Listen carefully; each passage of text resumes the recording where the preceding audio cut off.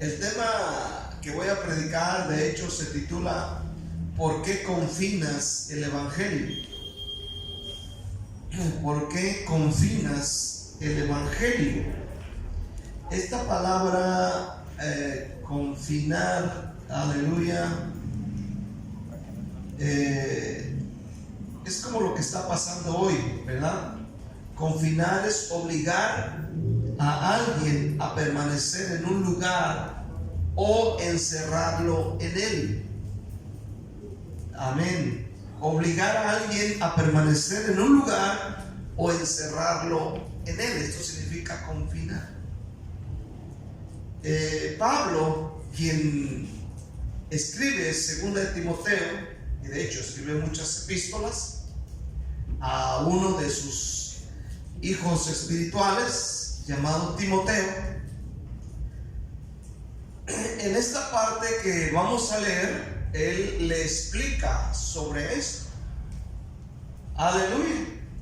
¿Por qué le habla de esta manera? Y se pone como ejemplo. Porque de alguna manera el diablo, nuestro enemigo, lo que menos desea es que se anuncien las buenas nuevas de salvación.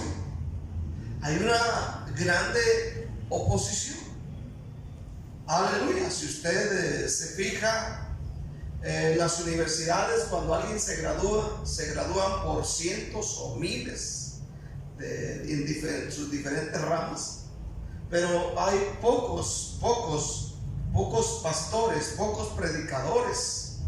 Por eso Jesús siempre dijo, amén, a la verdad la mies es mucha y los obreros pocos.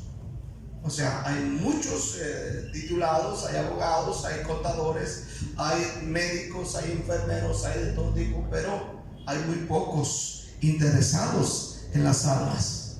Y el Señor dijo que hay que orar por esa gente para que haya obreros. Amén. Aleluya, porque el diablo de alguna forma se está oponiendo para que el evangelio se confine, no sea predicado.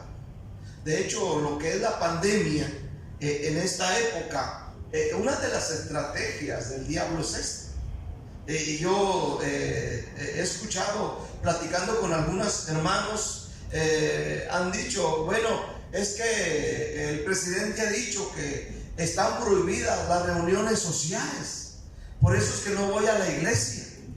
Y yo les digo, bueno, qué obedientes, ¿verdad? Qué obedientes. ¿Por qué no pagan sus impuestos? ¿Por qué no pagan sus impuestos al gobierno? ¿Por qué evaden los impuestos? Pero qué obedientes cuando el presidente dice no hay reuniones sociales. ¿Y cuántos saben que esta reunión no es social?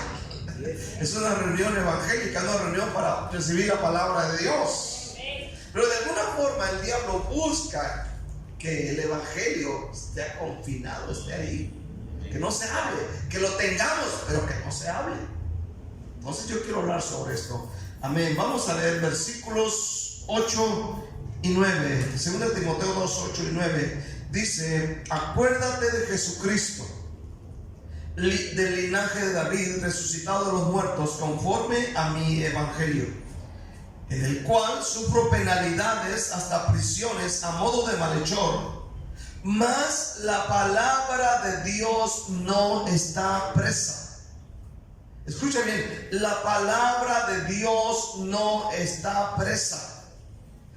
Dios, ayúdanos esta noche. Oremos en el nombre de Cristo.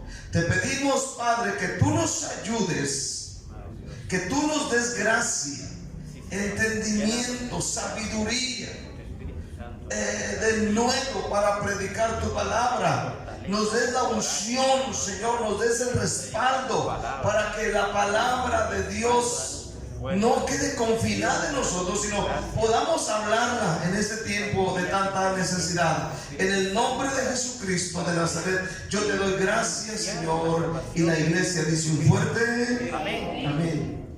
¿Por qué confinas el evangelio? Quiero que sepas esto. Muchos de nosotros se nos ha dicho que debemos estar en confinamiento, pero escucha bien, el Señor Jesucristo no está confinado. Veamos lo que Pablo está diciendo en los versículos leídos. Acuérdate de Jesucristo, del linaje de David, resucitado de los muertos conforme a mi evangelio, en el cual sufro penalidades hasta prisiones a modo de malhechor, mas la palabra de Dios no está presente. Aleluya. Fíjate bien, lo primero que hay que ver es el ejemplo de Jesús. Pablo dice, aleluya, resucitado de los muertos. Es el más grande ejemplo. Cristo Jesús murió en una cruz. Es cierto, fue sepultado, pero la tumba no lo pudo detener. Dice la Biblia que 72 horas después de que él fue sepultado, él resucitó de los muertos. Y dice la Biblia, amén, ha subido a los cielos y está a la derecha de Dios, intercediendo, como dice Pablo, que hay un Dios y asimismo un solo mediador entre nosotros y Dios, Jesucristo. Entonces, la Biblia dice que Cristo está resucitado de los muertos. A Jesús ni la muerte ni la tumba le pudieron mantener encerrado. Amén. Él ha resucitado. ¿Cuántos dicen amén? Ahora escucha bien, el evangelio nuestro tiene poder porque nosotros predicamos de un Cristo resucitado. Si Cristo no hubiera resucitado, dice Pablo, vano sería nuestro evangelio. Pero el evangelio que nosotros predicamos tiene un poder. ¿Por qué? Porque Cristo resucitó de los muertos y los que creen en Él tienen vida eterna. Aleluya. Así que si usted ha creído en Cristo, tiene vida eterna. ¿Cuántos dicen amén? Porque Cristo ha resucitado. Primera de Corintios 15, versículo 12. Dice Pablo, pero si se predica de Cristo que resucitó de los muertos, ¿cómo dicen algunos entre vosotros que no hay resurrección de muertos? Oye bien, ya mucha gente decía, no hay resurrección de muertos. Porque si no hay resurrección de muertos, tampoco Cristo resucitó. Y si Cristo no resucitó, vana es entonces nuestra predicación. Vana es también vuestra fe. ¿Estás entendiendo esta noche? Y somos hallados falsos testigos de Dios porque hemos testificado de Dios que Él resucitó a Cristo, el cual no resucitó. Si en verdad los muertos no resucitan. Porque si los muertos no resucitan, tampoco Cristo resucitó. Y si Cristo no resucitó, vuestra fe es vana. Aún estáis en vuestros pecados. O sea, quiero que entienda esto. Creemos en un Cristo que resucitó. Amén. Y la Biblia dice que si Cristo no resucitó, entonces vana es nuestra fe y aún estamos en pecado. Yo creo que Cristo resucitó a los muertos. Amén. Versículo 18. Entonces también los que duermen en Cristo perecieron, dice. Y si en esta vida solamente esperamos en Cristo, somos los más dignos de conmiseración de todos los hombres. Mas ahora Cristo ha resucitado de los muertos, primicias de los que durmieron es un hecho. Porque por cuanto la muerte entró por un hombre, también por un hombre la resurrección de los muertos. Aleluya. Servimos a un Cristo grande. Amén. Cristo maravilloso. ¿Cuántos dicen amén? Amén. Ahora, nosotros decimos Cristo vive. ¿Cuántos dicen amén? Cristo ha resucitado a los muertos. Y yo creo en ese Cristo. Y presumimos que servimos a un Cristo vivo. Ahora yo pregunto, si crees en un Cristo vivo, en un Cristo que resucitó de los muertos, ¿por qué ni siquiera te levantas a orar? Ya no dijiste amén. Aleluya. Si crees que Cristo resucitó de los muertos, ¿por qué no te puedes levantar de la cama a orar? Entonces, ¿has creído en un Cristo que resucitó o que no resucitó?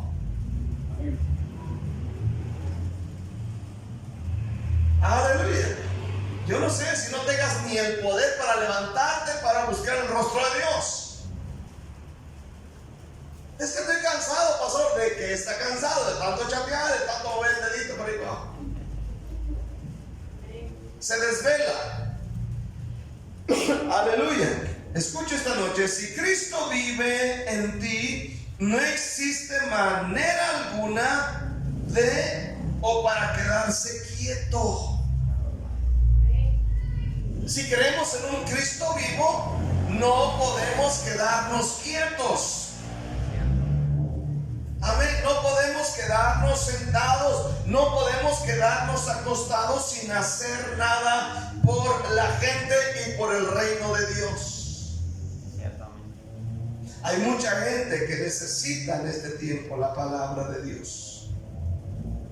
Es impresionante, pero cada que paso a la oración en la mañana, hacia acá hay una cola grande, hermano, desde la parada del Transmetro, casi, hermano, ya ahorita ya rebasó. Antes llegaba nada más a la esquina, ahorita, hermano, la cola de los enfermos ahí contagiados, de posibles contagiados, hermano, amén, casi abarca todo lo que es de un semáforo al otro semáforo.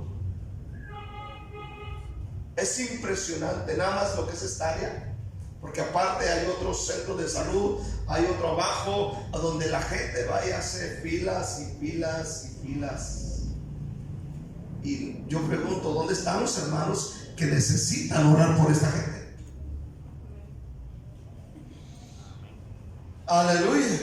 Entonces no te puedes quedar quieto si crees en un Cristo resucitado. Pedro y Juan dijeron en aquella ocasión: no podemos dejar de decir lo que hemos visto y oído. ¿Qué habían visto? ¿Qué habían escuchado? Ellos habían visto a Jesús, ellos habían visto el milagro, ellos habían visto a Jesús resucitar de los muertos, ellos habían oído acerca de la predicación del evangelio, y ellos dijeron: no nos podemos quedar quietos. No podemos, ni los trancazos en la espalda, ni tanto azote, ni tanto maltrato, ni la cárcel. Ellos dijeron: no podemos.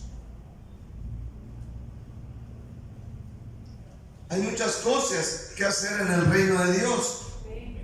Por ejemplo, orar por la gente.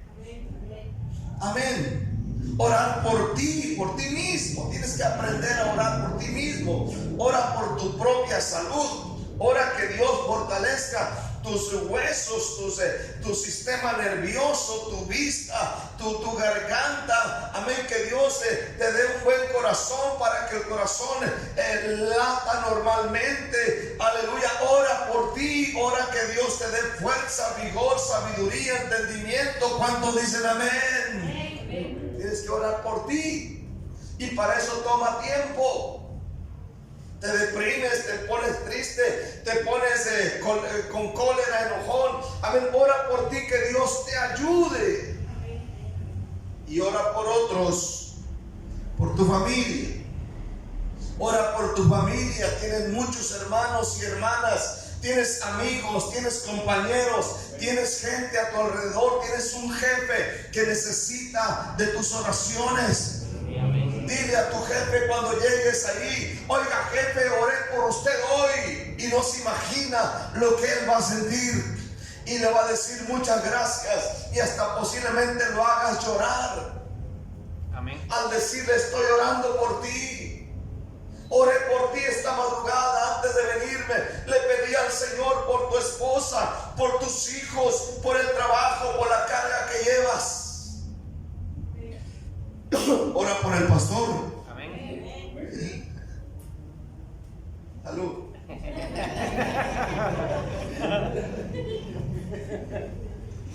Ora por el pastor. ¿Cuántos dicen amén?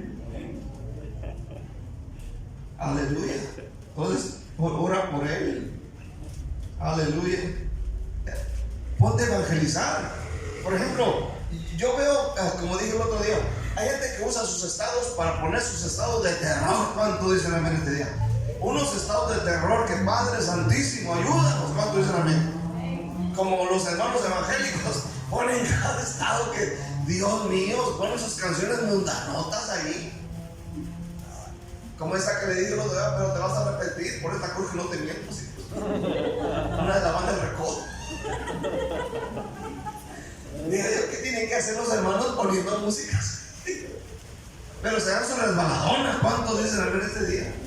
De repente le llega la decepción. En lugar de poner un canto o una frase bíblica, no, una canción mundana.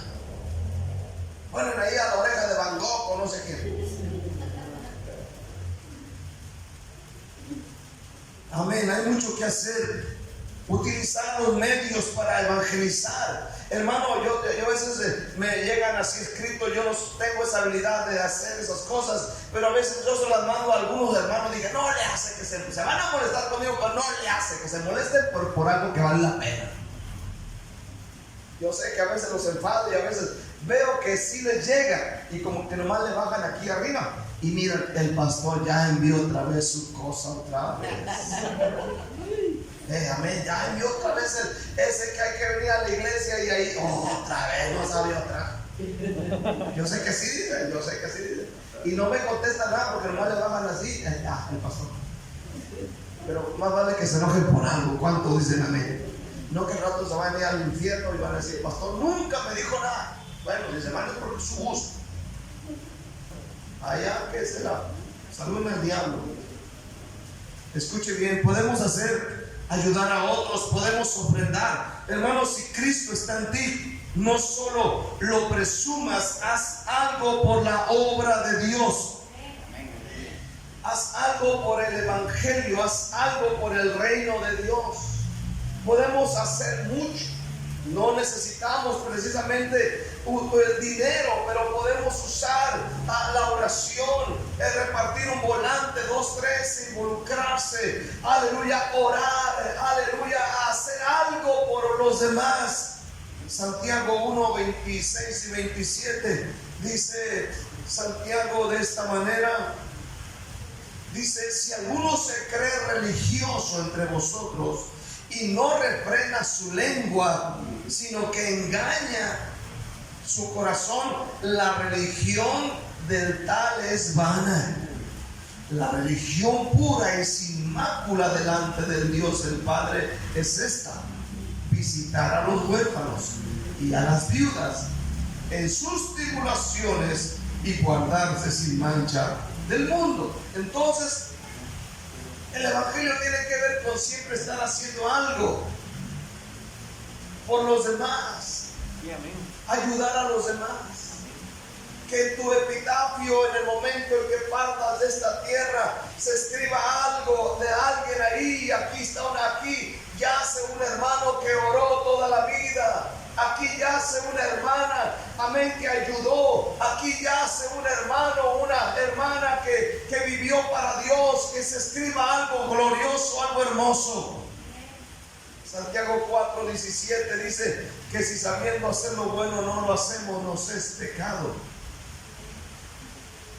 Y el que sabe hacer lo bueno y no lo hace, le es pecado. ¿Cómo la ven? Predicar el evangelio es algo bueno. Y si lo tenemos y no lo hacemos, es pecado. Vamos a predicar y vamos a anunciar.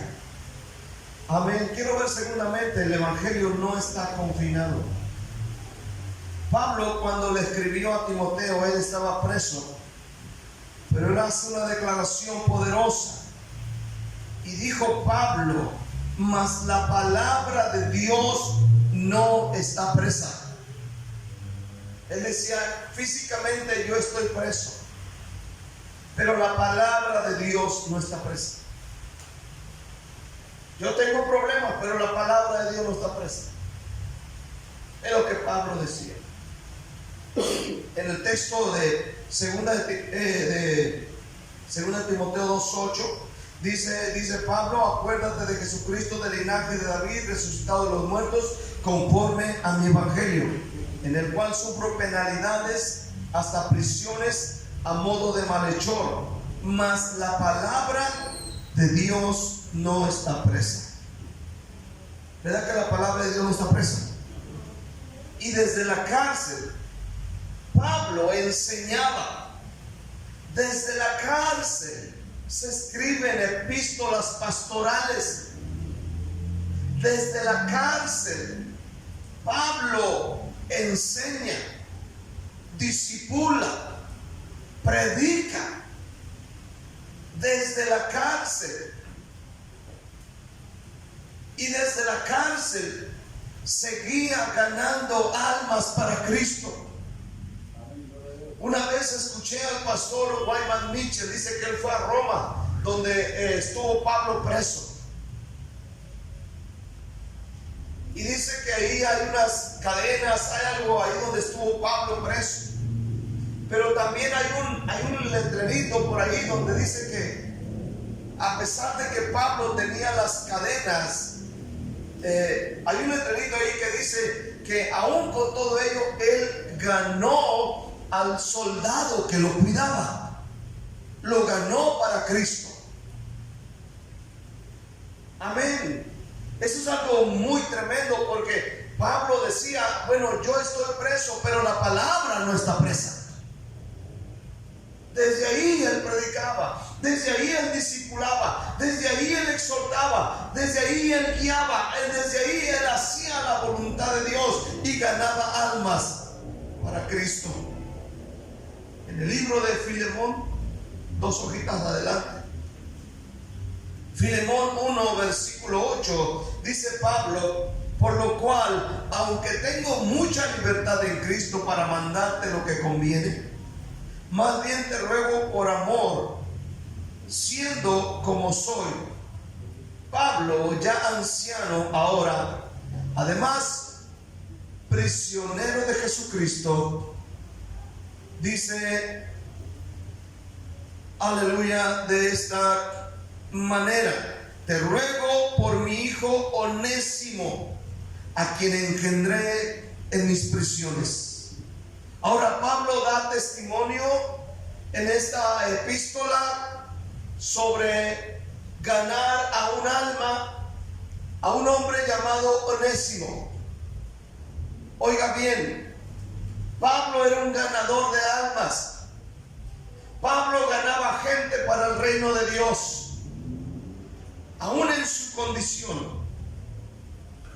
Esto es solo un ejemplo, pero hay muchos más. Quiero decirle, el evangelio de Cristo no está confinado. Amén. No es tiempo, hermano, no es válido confinar el evangelio. El diablo y algunos cristianos miedosos lo han querido tener así. Pero el evangelio de Cristo siempre se ha predicado en épocas más difíciles. Más difíciles. El evangelio nunca se ha detenido. El evangelio nunca, hermanos, se ha quedado atorado. Y no debemos nosotros permitirlo. En el libro de Hechos hubo la persecución sobre la iglesia. En Hechos capítulo 8.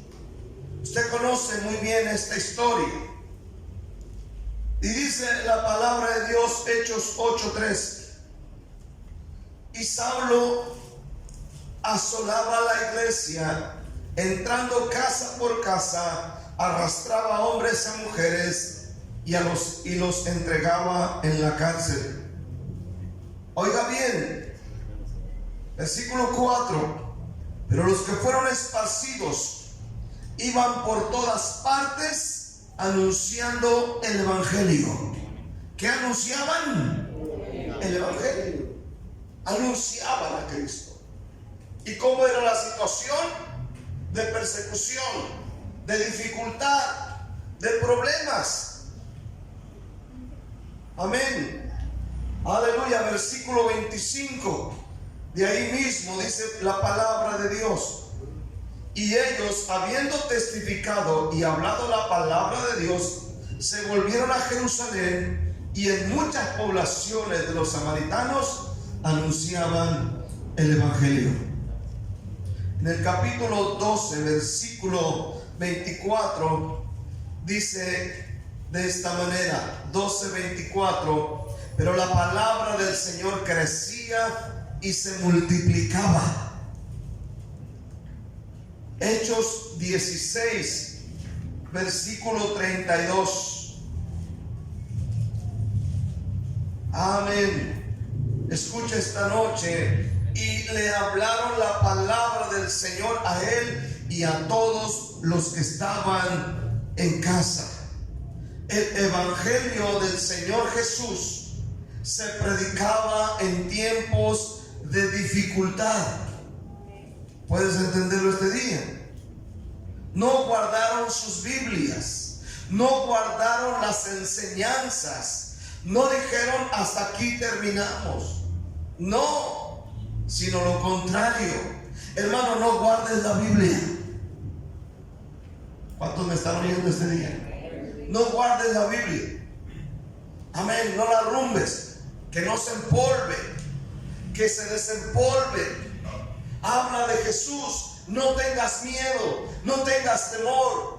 Háblale a la gente, llévate unos volantes. Si no tienes, cuando vayas a evangelismos, tráete algunos para que cuando vayas al mercado o cuando vayas a comprar tortillas, ve con la tortillera y dile: tortillera, Cristo te ama y puede cambiar tu vida, y puede que hasta la tortilla te regale. Amén. Aleluya. Escucha bien. En el libro de Apocalipsis, capítulo 7, versículo 9. Amén. Están en tiempo de tribulación. Y oye bien. Aquí miramos en el libro de Apocalipsis 7, versículo 9. Dice: después de esto miré, y aquí una gran multitud, la cual nadie podía contar, de todas las naciones y tribus y pueblos y lenguas, que estaban delante del trono y en la presencia del Cordero, vestidos de ropas blancas y con palmas en las manos. Y clamaban a gran voz diciendo: la salvación pertenece a nuestro Dios, que está sentado en el trono, y al Cordero. Y todos los ángeles estaban en pie alrededor del trono y de los ancianos y de los 4 seres vivientes, y se postraron sobre sus rostros delante del trono y adoraron a Dios, diciendo: amén. La bendición, la gloria y la sabiduría y la acción de gracias y la honra y el poder y la fortaleza sean a nuestro Dios por los siglos de los siglos. Amén. Entonces uno de los ancianos habló diciéndome: estos que están vestidos de ropas blancas, ¿quiénes son y de dónde han venido? Yo le dije: Señor, tú lo sabes. Y él me dijo: estos son los que han salido de la gran tribulación y han lavado sus ropas y las han emblanquecido en la sangre del Cordero. Escucha bien, aún en medio de la gran tribulación habrá gente predicando el evangelio del Señor Jesucristo.